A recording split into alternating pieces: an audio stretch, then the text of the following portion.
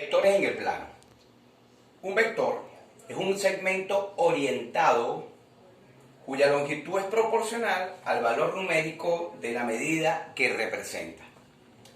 En este caso podemos observar 5 vectores que están representados en esta parte. El vector A, que lo representamos en color azul, el vector B, que está representado en color rojo, el vector C, que está representado en color verde, el vector D, que está representado en color negro, y el vector E, que está representado en color morado. ¿Cuáles son las características de un vector? Un vector tiene 3 características. La primera característica, la dirección. La primera, dirección del vector, la segunda, el sentido, y la tercera, magnitud. Si observamos el vector azul, la dirección vendría representada en el eje vertical, dirección vertical, y su sentido sería hacia donde apunta la flecha, hacia arriba. El vector verde, que es representado con C, tendría dirección horizontal y el sentido sería hacia la izquierda. El vector B, que está representado con el rojo, su dirección sería vertical y el sentido hacia la derecha. El vector D, su dirección sería vertical y el sentido hacia abajo. Y el vector E, su dirección sería oblicua y su sentido sería utilizando los puntos cardinales, en este caso noreste. La magnitud viene establecida por la medida que tenga el vector, la longitud que él tenga, que mida.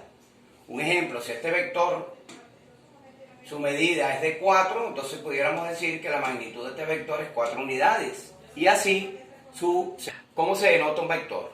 Los vectores se van a denotar con la flecha en la parte superior de la letra. En este caso tenemos el vector A, ya lo podemos observar que aparece la flecha. ¿Cuáles son las componentes de un vector? Un vector tiene como componentes la letra X, en este caso la letra Y, donde X viene representada por la zigzag y Y viene representada por la ordenada. ¿Cómo se determinan las componentes de un vector AB o BA, dados los puntos A, X1 y S1, y B, X2 y S2? Bueno, si el vector es AB, entonces vamos a hacer la diferencia del punto B menos A. El B, sus componentes son X2 y S2, y A, sus componentes son X1 y S1. Entonces vamos a restar las primeras componentes y luego restar la segunda componente. Entonces sería X2 menos X1 y Y2 menos Y1. Si el vector es BA, entonces vamos a restar A menos B, que eso sería igual la primera componente menos la segunda componente. Entonces sería X1 menos X2, Y1 menos Y2. Vamos a hacer un ejemplo. Ejemplo, dados los puntos A, 1, 2 y B, 3, 5, hallar A, el vector AB, y B, el vector BA. Solución. Para hallar el vector AB, vamos a hacer la diferencia de B menos A. En este caso sería el punto 3, 5 menos el punto 1, 2. La diferencia es la primera componente menos esta primera componente, que sería 3 menos 1, y la segunda componente del primer par menos la segunda componente, 5 menos 2. 3 menos 1 nos da 2, 5 menos 2 da 3, entonces el vector AB está representado por las componentes 2, 3. B, hallar el vector BA, que sería la diferencia de A menos B, sería el punto 1, 2 menos el punto 3, 5. Restamos las primeras componentes, 1 menos 3 y 2 menos 5. 1 menos 3 menos 2, 2 menos 5 menos 3. Entonces el vector BA va a ser igual a menos 2 menos 3. Suma y resta de vectores. Dados dos vectores A, X1 y S1, y B, X2 y S2, entonces la suma de ambos vectores, que viene representado por el vector A más el B, que es igual a las componentes del primer vector más las componentes del vector b, eso es igual a sumar las primeras componentes de cada vector y sumar las segundas componentes de cada vector. La resta de vectores, que viene dada por el vector a menos el vector b, va a ser igual a restar las componentes del primer vector menos las componentes del segundo vector, que al realizar la operación sería x1 menos x2, que es la primera componente de cada vector, coma y1 menos y2, que sería la componente la segunda componente de cada vector. Multiplicación de un escalar k por un vector.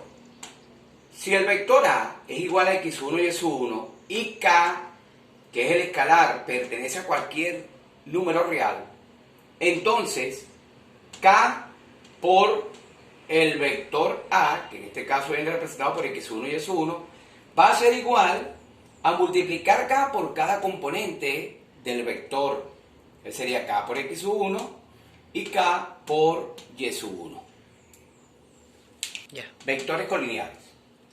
Para que dos vectores sean colineales, se tiene que cumplir que sus componentes tienen que ser proporcionales, lo cual se comprueba formando dos fracciones, una con las primeras componentes y otra con las segundas componentes.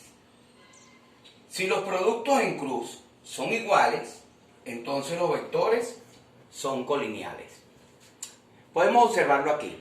Dado dos vectores A con sus componentes x1 y x1 y B con sus componentes x2 y x2, al hacer las fracciones de la primera componente x1 entre x2 y y1 entre y2, entonces tenemos dos formas que se puedan cumplir.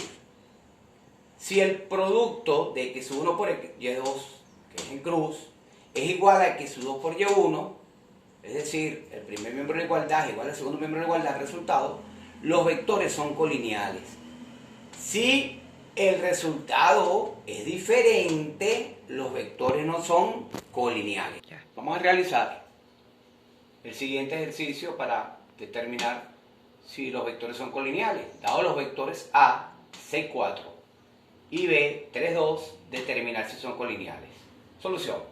Vamos a establecer lo que nos indica la relación, que sería dividir las primeras componentes de cada vector y dividir las segundas componentes de cada vector, es decir, armar las fracciones.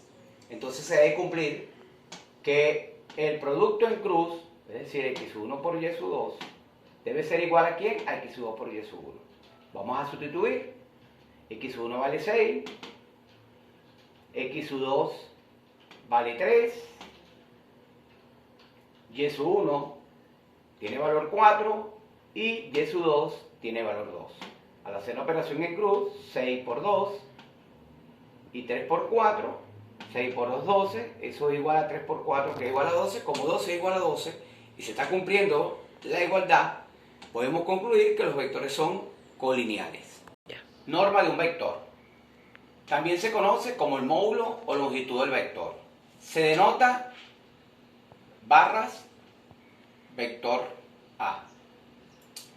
Si el vector A es igual a la componente x1 y x1, entonces, para determinar el módulo del vector A, debemos utilizar esta fórmula, que sería igual a la raíz cuadrada de x1 al cuadrado más y1 al cuadrado. Esta fórmula que está aquí, o esta relación, es lo que uno conoce como el teorema de Pitágoras. Vamos a hacer ahora un ejemplo. Ejemplo, dado el vector A, con su componente menos 3, 2, hallar el módulo de A. Solución. El módulo de A, aplicando la fórmula, va a ser igual a la raíz cuadrada de la primera componente, que en este caso es menos 3 elevado al cuadrado, más y1, que viene representado por 2 elevado al cuadrado. Todo número negativo elevado a una potencia parda positivo. 3 al cuadrado, 9. 2 al cuadrado, 4. 9 más 4, 13. Obtenemos raíz cuadrada de 13. Entonces podemos concluir que el módulo de A es igual a la raíz cuadrada de 13 unidades, porque estamos hablando de la longitud del vector.